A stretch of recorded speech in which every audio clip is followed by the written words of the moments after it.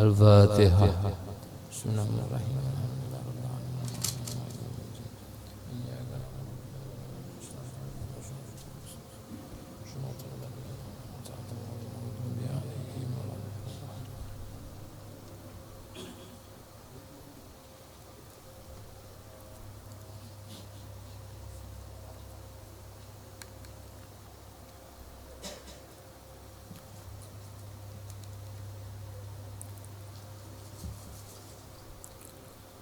Bismillahirrahmanirrahim. Alhamdulillahi rabbil alamin.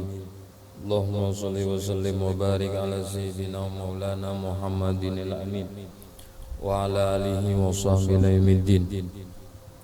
Qala Syekhul Imam al-Muallif rahimahullahu ta'ala wa nafa'ana bihi wa bi ulumihi wa bi ulumi aslafil salihin fid darin amin. Qul subhanaka la ilma lana illa ma 'allamtana innaka antal alimul hakim.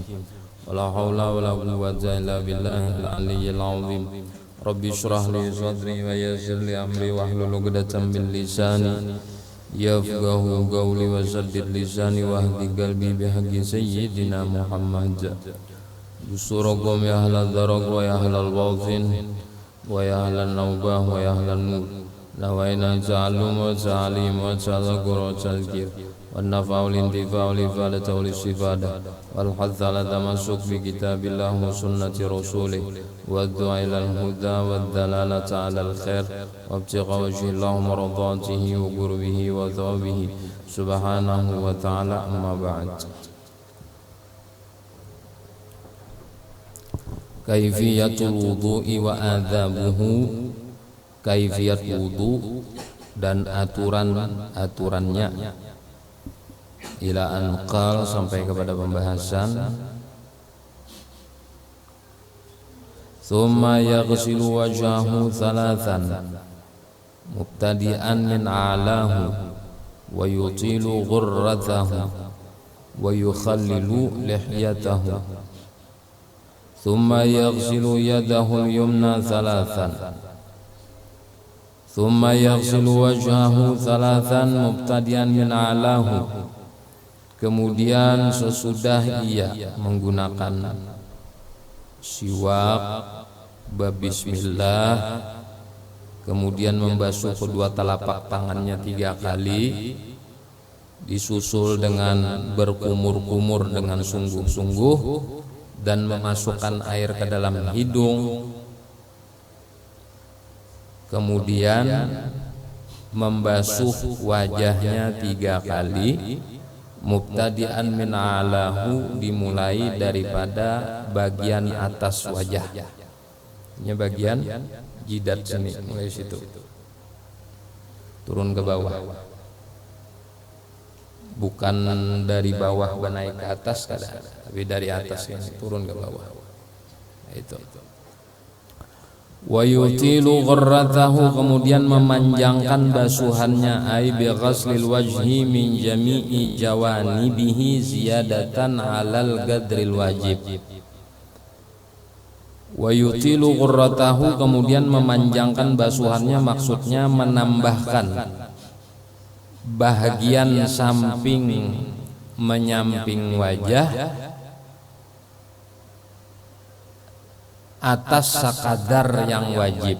Bagian wajah ada bagian yang wajib, berarti kayak misalnya ke daerah telinga. Nah, ini kan kada masuk bagian wajah, tetapi dibuat 2, maka itu disebut ghurrah namanya. Itu namanya menambah kadar wajib, menambah kadar dari basuhan yang wajib bagian wajah, namanya ghurrah. Kemudian lagi ghurrah itu masuk di daerah ubun-ubun sini, karena ubun-ubun ini bukan masuk kategori wajah, ubun-ubun masuk kategori kepala. Nah, tapi dimasukkan juga ketika membasuh wajah. Nah, ini namanya ghurrah, menambah atas kadar wajib dari basuhan wajah, itu namanya ghurrah. Dan ini sunnah, karena Nabi SAW nanti di akhirat akan mengenali umatnya lewat basuhan wajah nang tambahan ini tadi, dan lewat basuhan tangan maupun kaki. Dari situ kena Nabi meminanduinya, ghurrah namanya. Nah, jadi mulai atas dulu kita 3 kali. Jadi dimasukkan telinga, nah ini masuk telinga, bagian sini juga, nah gulu nih. Nah, wajah itu kan di sini aja wajah. Ini pas wajah di sini. Berarti di sini kita masuk. Nah, di sini kita buat 2, itu namanya ghurrah, sunnah hukumnya. Nah, bahkan kesunahan membasuh wajah ini tambahannya telinga, kepala seluruhnya. Jadi pas kita membasuh ke ini, langsung telinga, langsung kepala, langsung. Jadi bahagian kepala ini dimasukkan pada ke telinga, langsung ke kepala. Nah, itu namanya ghurrah, melebihkan basuhan wajib dari bahagian wajah.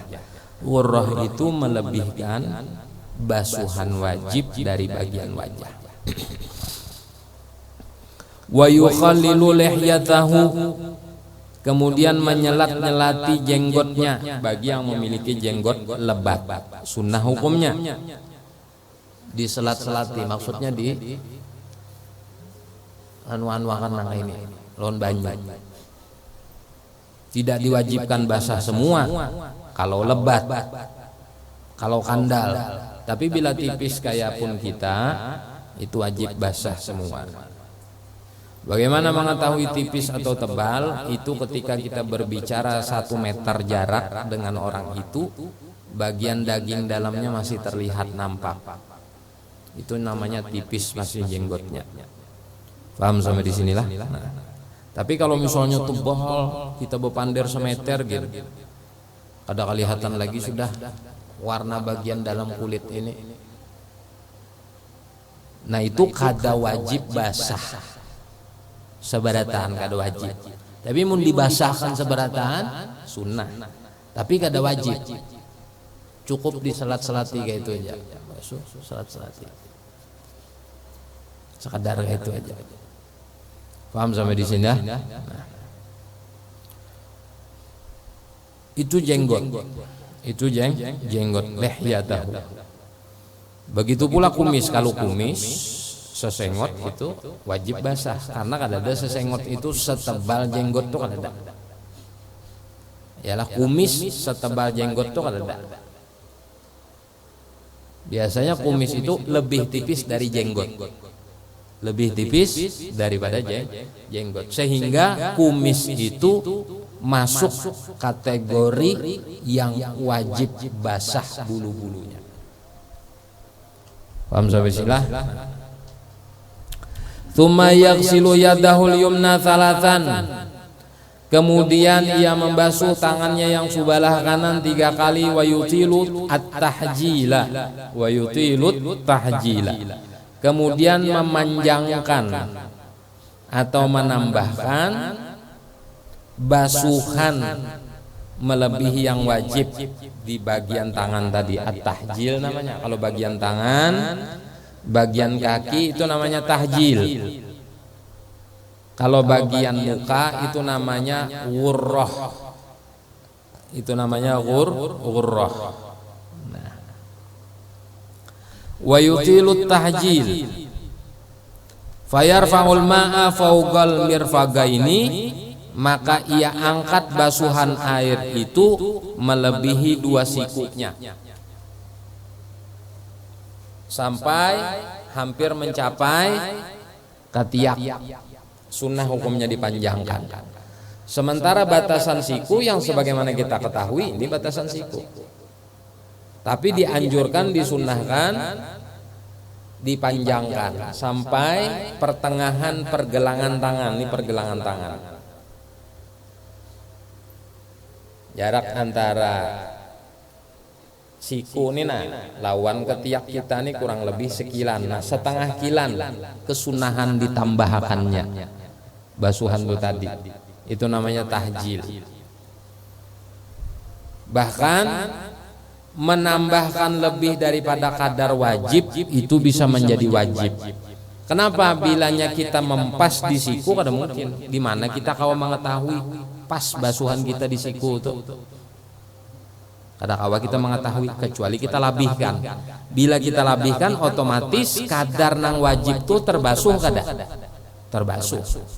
Maka kaidah menyebutkan ma la yatimul wajib illa bihi fahuwa wajib.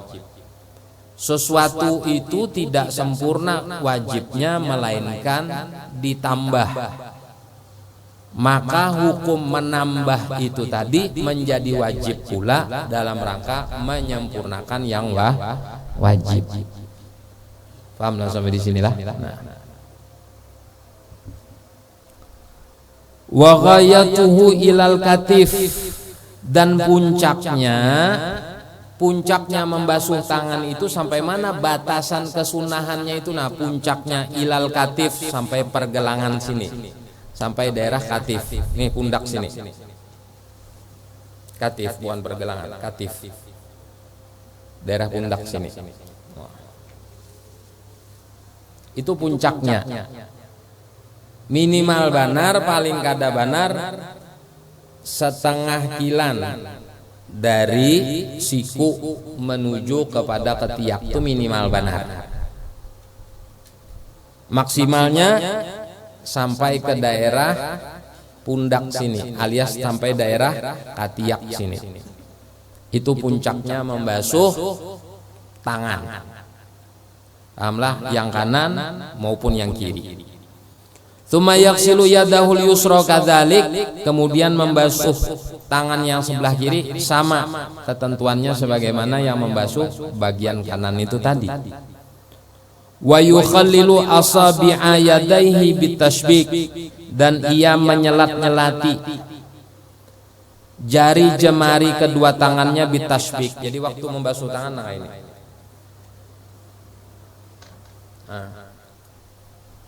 Supaya banyu masuk ke daerah sela-sela ini.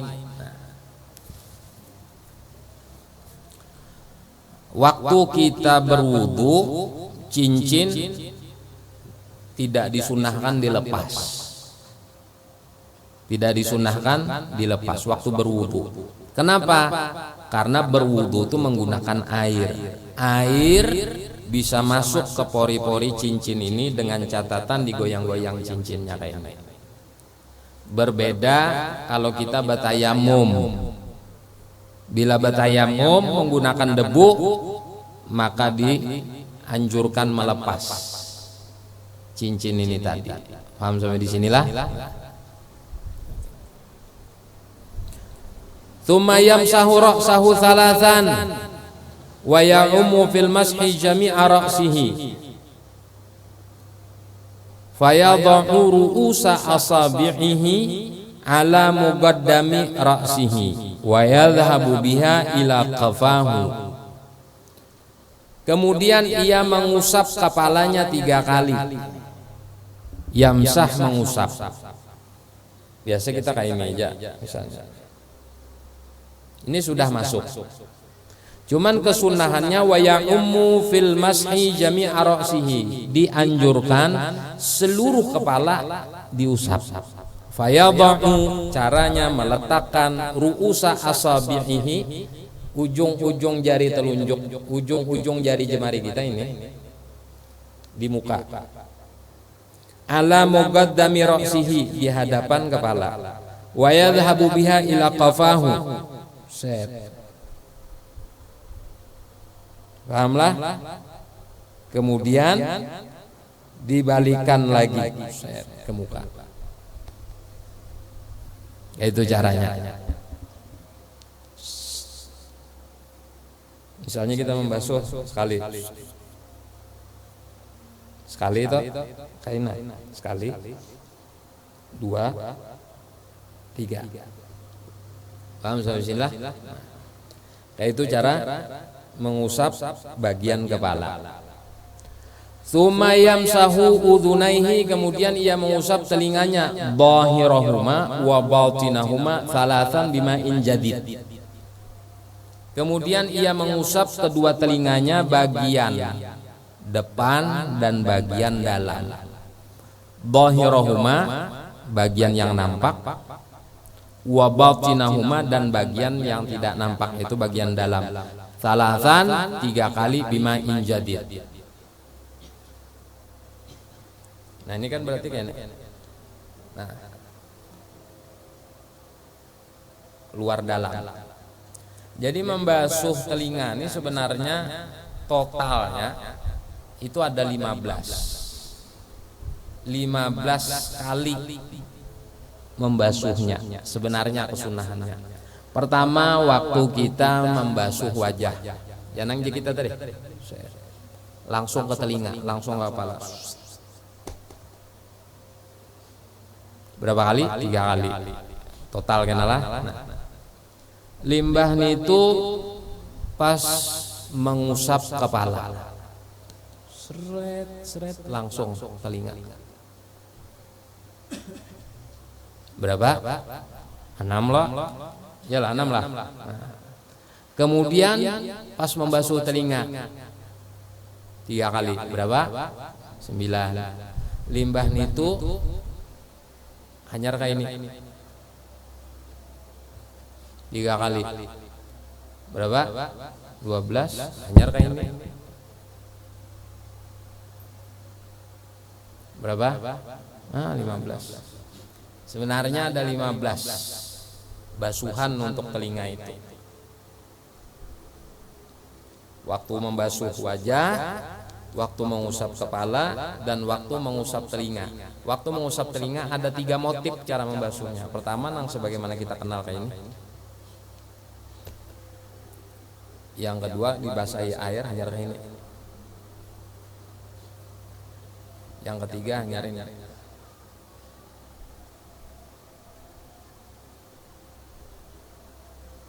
Alhamdulillah. Nah itu 15 itu. Sementara ketika membasuh kepala itu waktu mengusap kepala itu pas kita membasuh wajah langsung kepala 3 kali. Pahamlah? Kemudian pas waktu kita mengusap kepala langsung telinga. Jadi kalau kepala ada 6, kalau membasuh atau mengusap telinga, bukan membasuh, mengusap telinga itu ada 15 basuhan. Kesunahannya seperti itu. Cuman ya setidaknya minimal inilah. Dan perlu kita tahu, mengusap telinga itu bukan rukun wudu, tapi sunnah wudu. Rukun wudu adalah mengusap kepala, basuh wajah, basuh tangan, mengusap kepala, basuh kaki, tartib. Yang pertama adalah niat. Nah itu. Tsumma yaghsilu rijlahul yumna thalathan wa yutilu tahjila fayarfa'ul ma'a fawqal ka'baini wa ghayatuhu ila rukbataini. Kemudian ia membasuh kakinya yang sebelah kanan 3 kali dan ia memanjangkan atau menambahkan basuhan atas kadar wajib. Fayarfa'u al-ma'a, maka ia tambahkan air itu fauqal ka'baini, melebihi 2 buku lali atau 2 mata kaki. Wa ghayatuhu ila rukbataini, puncaknya sampai ke lintuhut, puncaknya sampai ke 2 lutut. Itu puncak atau maksimal untuk basuhan kaki panjangnya. Batas wajib basuhan kaki sampai mana? Sampai buku lali ya bahasa kita, atau sampai 2 mata kaki. Nah ditambahkan minimal banar separuh pergelangan kaki, separuh pergelangan kaki, separuh batis kita, itu minimal banar. Maksimalnya sampai ke lintuhut, mencapai ke lutut, mencapai ke lutut. Martilah sampai sinilah. Nah itu puncak basuhannya itu tadi. Kenapa harus dipanjangkan angka itu? Sekali lagi, Nabi meminandui umatnya kena di padang mahsyar lewat perantara panjangnya atau lebihnya basuhan di dalam berwudu atas kadar wajib. Di situ kena kelihatan di sini bercahaya, kelihatan tangan sini sampai ke siku sini bercahaya, sampai ke nih apa ngarannya ini pundak tadi, limbah itu batis kelihatan sampai ke lintuhut. Di situ Nabi meminandui. Faman istata'a ayyutila qurratahu falyaf'al, kata Nabi. Siapa yang mampu memanjangkan basuhan itu tadi, hendaknya ia lakukan. Tsumma rijlahul yusra kadzalik, kemudian kakinya yang sebelah kiri seperti itu pula. Disunahkan memanjangkan basuhannya melebihi mata kaki minimal separuh daripada batis, maksimalnya sampai lutut. Paham sampai di sini?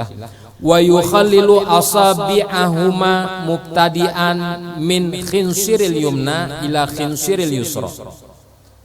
Dan wa yukhallil, menyelat-nyelati, pahamlah menyelat-nyelati lah, yang di sela-sela. Itu dimulai kalingking batis kanan, diakhiri sampai kelingking batis kiri, mulai menyelat-nyelatinya.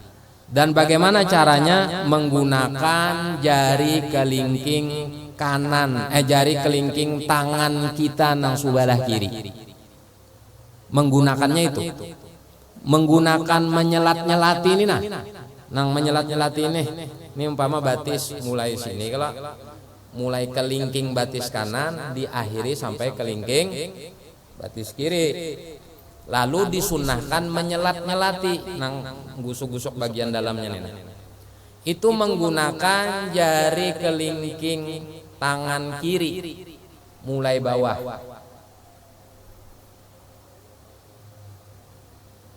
Pahamlah? Mulai bawah. Nah ini misalnya batis kanan. Kan mulai kelingking batis kanan. Nah.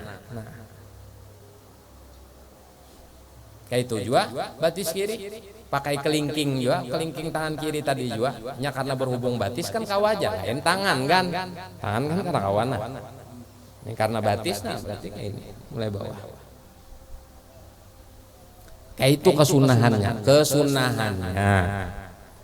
belum biasa aja yang ada apa yang penting terjalankan yang wajibnya.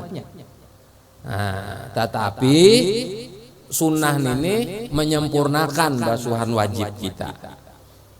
Nah kayak itu. Jadi kita basuh batis lalu kita selat-selatin pakai kelingking tangan kiri kita. Karena sebelah kanan kayak itu juga. Paham lah sampai di sini lah. Nah, itu sunnah-sunnah tentang wudu dan adabnya. Faidatun ada faedah. Wa warada fil khabar telah mendatang di dalam sebuah khabar hadis. Man tawaddaa fa ahsanal wudu'a kharajat khotayahu min jasadihi hatta takhruja min tahti adhfarihi. Rawahu Muslim. Siapa orang yang berwudu fa ahsanal wudu'a kemudian ia membaguskan wudunya fa'akmalal wudu'a menyempurnakan wudunya. Sunnahnya digawi nang wajibnya sempurna, sunnahnya pun dilakukan, itu namanya fa'ahsanal wudu'a membaguskan wudu, menyempurnakan wudu. Kharajat khotayahu min jasadihi akan keluar seluruh keburukan-keburukannya daripada seluruh batang tubuhnya. Hatta takhruja min tahti adhfarihi sehingga keburukan-keburukan yang berada di bawah kuku ini pun keluar juga. Seandainya ada dosa, ada keburukan di bawah kuku ini keluar juga. Bersihnya gara-gara sempurna wudu kita itu tadi. Nah, oleh karena itu berwudulah dengan sempurna. Jangan terburu-buru, jangan tergesa-gesa. Karena dengan sempurnanya berwudu itu menjadi sebab dosa-dosa dan keburukan kita dibersihkan oleh Allah dari seluruh anggota batang tubuh kita, bahkan dari balik kuku-kuku kita atau di bawah kuku-kuku kita ini pun keluar juga dosa-dosa kita. Nah itu. Warawa Abu Daud.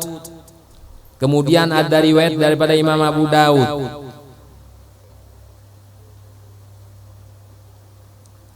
Man tawaddaa fa ahsanal wudu'a. Siapa orang yang berwudu kemudian ia menyempurnakan wudunya, tsumma shalla rak'ataini, kemudian ia salat 2 rakaat. Apa salat 2 rakaat di sini? Salat sunat wudu. La yashu fihima. Ia tidak lupa di dalam sholat itu. Maksudnya kada lalai dalam sholat itu.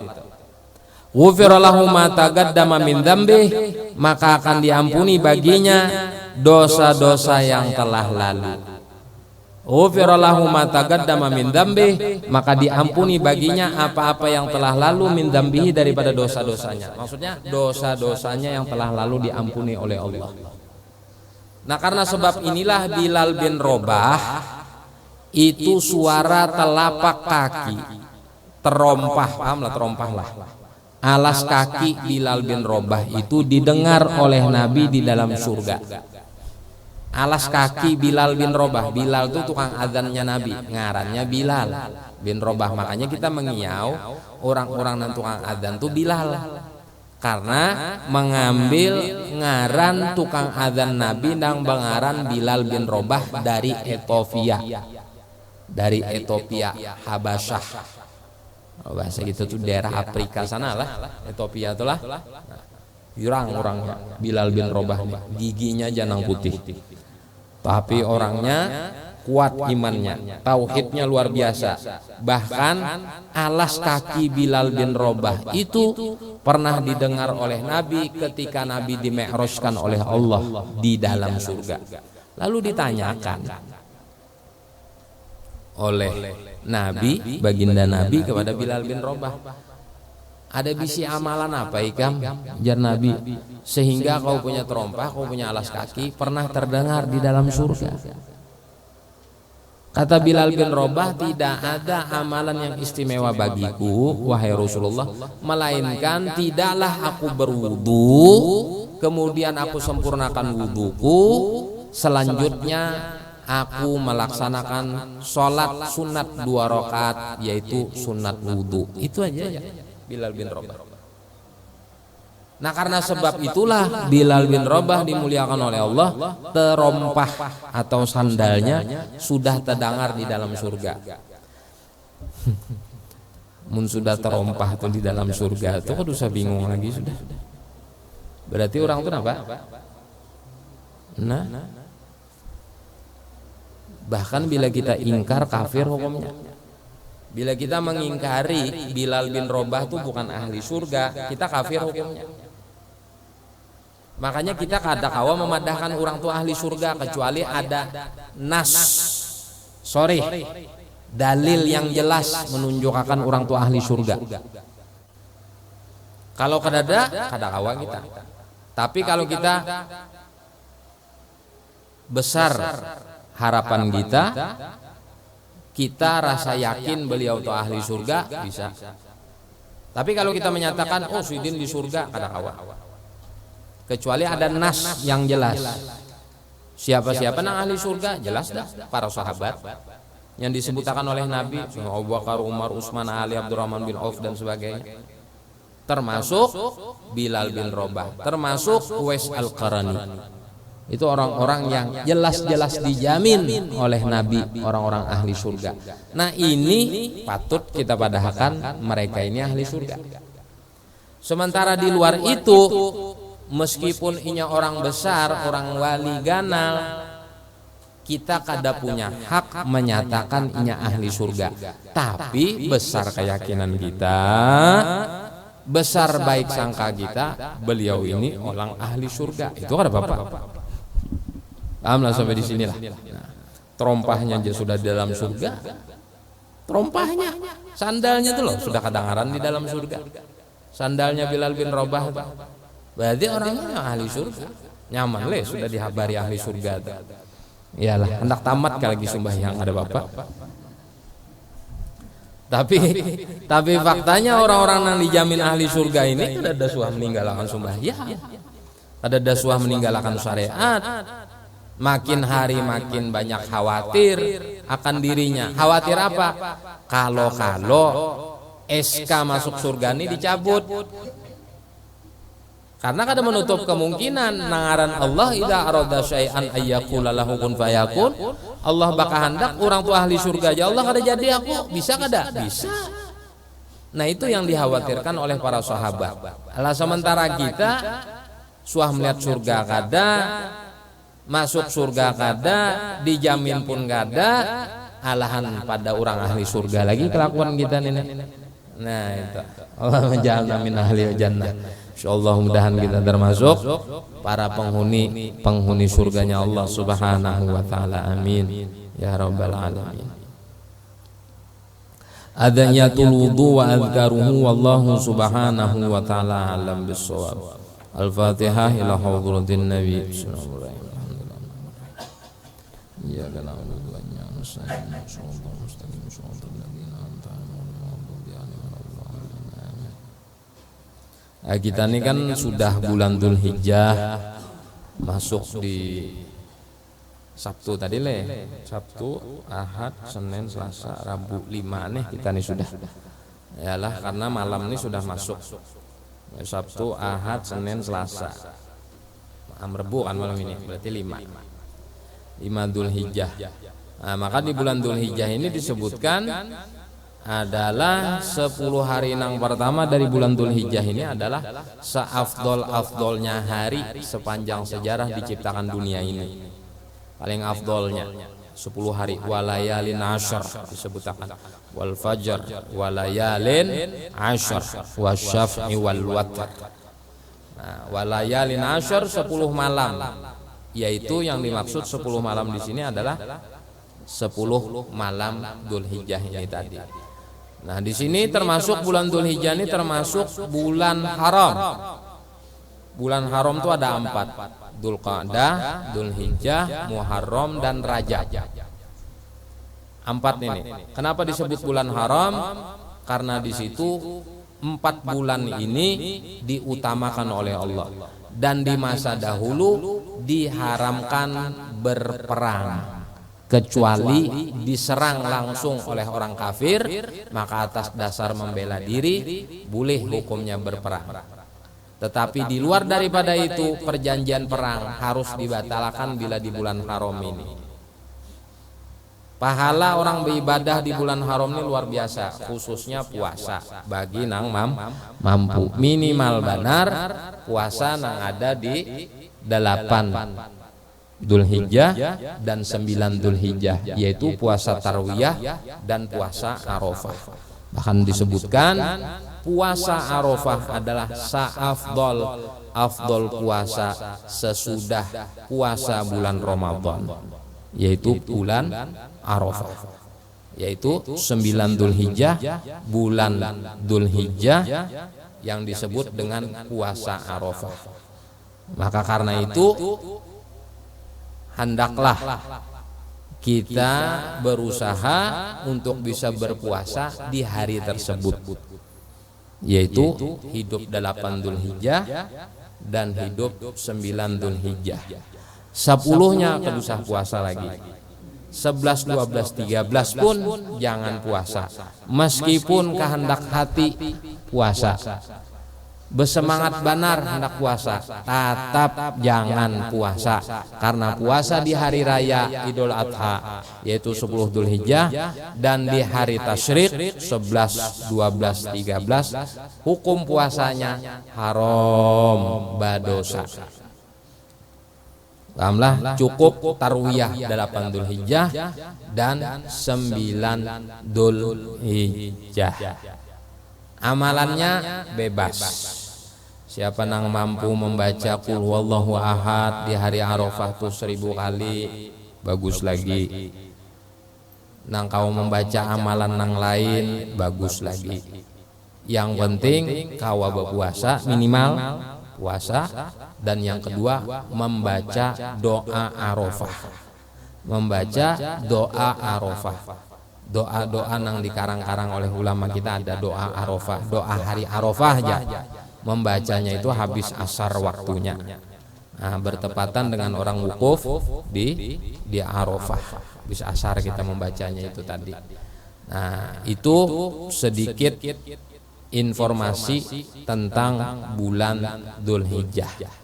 Yalah, nah maka berarti kita hari ini 5, Rabu, Kamis, Jumat, Sabtu 6, 7, 8. Berarti Sabtu Tarwiyah, Ahad Arafah, Senayan atau Senin jangan puasa. Bapak hari Senin tuh manyumbaleh, artinya hari raya. Dan kesunahan hari raya Idul Adha itu kita disunahkan tidak makan dan tidak minum sebelum selesai sholat Idul Adha. Beda dengan Idul Fitri.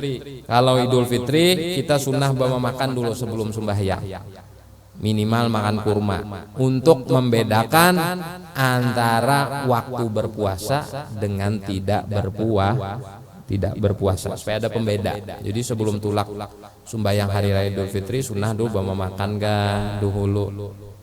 Berokok minimal berokok nang berokok ya kalau nah, supaya ketahuan pada hari itu ada puasa. Nah, tetapi kesunahan untuk hari raya Idul Adha itu dianjurkan tidak makan dan tidak minum sampai selesai sholat Idul Adha. Yalah, hikmahnya sama-sama merasakan dengan para fuqara dan masakin menantikan daging kurban yang akan dibagikan. Jadi lamun kawa kudu bawa makan, kudu bawa minum. Kada apa-apa juga ajar hendak bawa makan, kada apa-apa juga kalau aja kada apa-apa. Cuman lamunnya kawa karena sunnahnya kada makan, kada bawa minum dulu sebelum selesai sholat Idul Adha. Pahamlah. Nah, sesudah itu hanya bawa makan, bawa minum. Dan kesunahan kita bertakbir itu sebenarnya di hari 9 Dzulhijjah itu. Subuh 9 Dzulhijjah. Berarti hari apa 9 Dzulhijjah itu? Hari Ahad leh. Subuh Ahad tuh kita sebujurnya bertakbir, bukan takbir hari raya lain. Takbir muqayyad itu namanya. Yalah. Habis main subuh tuh bertakbir, habis zuhur bertakbir, habis asar bertakbir, habis maghrib, mau habis maghribnya bertakbir, sesudah sholat maghribnya itu namanya takbir mursal, takbir bebas. Kada terikat dengan sholat, bebas di pasar, di pehumaan, di mana bertakbir malam itu, malam bertakbiran di orang, ya malam hari raya itu, namanya takbir mursal, takbir bebas. Kemudian di hari yang selanjutnya tetap kita sunnah bertakbir. Yalah, habis selesai khotib turun dari atas mimbar, habis zuhurnya di hari raya tuh tetap kita bertakbir, namanya takbir muqayyad, takbir yang terikat sesudah sholat wajib maupun sholat sunnah. Habis asarnya bertakbir, habis maghribnya kita bertakbir, sampai hari raya yang ketiga. Sampai hari raya yang ketiga. Senin misalnya hari raya, Selasa, Rabu, Kamis. Terakhir penutup takbir itu di asar hari Kamis. Maghribnya akan bertakbir lagi. Itu namanya takbir muqayyad khusus hari raya Idul Adha aja. Hari Idul Fitri kan ada, hari Idul Adha aja ada. Nah, kesunahan memulai takbirnya itu sebenarnya itu di subuh 9 Dzulhijjah atau di subuh Arafah. Cuma amun kita bertakbir itu dikira orang hari raya. Kenapa? Sebab karena kita kada terbiasa. Jadi bang kayak apa? Silahkan bertakbir subuh Ahad itu atau subuh 9 Dzulhijjah itu, tetapi di kalangan kita aja. Khawatirnya kalau ada menyangka kita bahari raya. Tapi kalau ada menyangka kita bahari raya, kenapa jurang bertakbir? Sunnahnya takbir dimulai di bulan Dzulhijjah ini di 9 Dzulhijjah, yaitu pas wukuf di Arafah, di hari wukuf di Arafah tuh subuhnya. Mulai situ sudah bertakbir. Diakhiri di hidup ke-13 Dzulhijjah tepat di asar. Itu akhir sudah di asar tuh kita bertakbir, asar hari Kamis atau hidup 13 itu. Sesudah itu ada sunnah lagi sudah. Nah, itu informasi tentang takbir supaya kita tahu. Jadi mau ada orang bertakbir umpamanya 9 Dzulhijjah tuh kadusa takajud, hari raya sudah jar pengumuman ke pemerintah ada. Itu namanya takbir muqayyad, takbir yang terikat. Takbir yang terikat sesudah sholat. Dan takbir ini tadi dimulai, muqayyad ini tadi dimulai di 9 Dzulhijjah, tepatnya di subuh hari Arafah. Paham sampai di sini? Nah, dahulu ulun seolah mondok kayak itu juga. Peguruan timbul hidup 9 bertakbir, menggawil yang kawan. Bercepat ya kita hari raya, diam jam. Sudah tuntung tuh hanya diterangkan oleh peguruan bahwa kesunahan bertakbir di bulan Dzulhijjah ini ditentukan di 9 Dzulhijjah, tepatnya di subuh Arafah. Nah, hanya di situ kita paham, oh kayak itukah. Kita buka kitabnya ternyata bujur. Yalah, nah, sehubungan di tempat kita jarang ini, maka kalau kita hendak menjalankan juga di kalangan kita pribadi. Adapun di halayak umum silahkan, kalau seandainya tidak menjadi tanda tanya atau kada menjadi fitnah. Mun gurunum orang kampung ajaran apa purang ini belum. Nah, ini kan mulah fitnah nih namanya nih. Muninya mau diberi akan kepahaman, muninya tetap mengaras, lebih baik di kalangan kita pribadi aja bertakbir itu tadi. Toh itu takbir sunnah aja juga. Sementara persatuan dan kesatuan merupakan kewajiban. Pahamlah sampai di sinilah. Ya, setidaknya Allah memberikan informasi ini supaya pian tahu. Jadi ibarat mun ada mendengar kada tahajud lagi bahwa memang sunnahnya bertakbir di Dzulhijjah ini tadi tepatnya di subuh hari Arafah yaitu 9 Dzulhijjah, mulai situ sudah. Adapun di malam hari rayanya itu namanya takbir mursal atau takbir bebas, kada terikat dengan sumbahyang atau apa, bebas betengah malaman gin betakbir kada apa-apa, jam 3 subuh jam 2 subuh nah betakbir kada apa-apa, karena memang kesunahan betakbir itu bebas sepanjang malam itu sampai khotib naik ke atas mimbar, berakhirlah takbir bebas tadi. Sesudah khotib turun dari mimbar dimulai kembali takbir muqayyad yang terikat dengan sholat. Bahkan disebutkan pula sesudah sholat Idul Adha pun tetap disunahkan bertakbir. Sesudah sholat Idul Adha, Assalamualaikum warahmatullahi, Assalamualaikum warahmatullahi, Allahu Akbar, Allah. Nah, takbir nang sesudah sholat Idul Adha ini bukan takbir mursal, takbir bebas, kada, takbir yang terikat. Terikat apa? Terikat karena sholat sunnah. Cuman ada sebahagian nang manggawi, ada sebahagian kada. Tapi kedusah tumbur pan. Misalnya betakbir habis sembahyang Idul Adha itu namanya takbir muqayyad. Kedusah tumbur apa? Kenapa betakbir maka biasa kada. Kedusah tumbur, sunnah aja juga gitu. Seandainya sesudah sholat itu tadi juga kada betakbir langsung aja Bilal ma'asyiral umpamanya kedusah tumbur juga. Kenapa kada betakbir? Ini kedusah juga tumbur.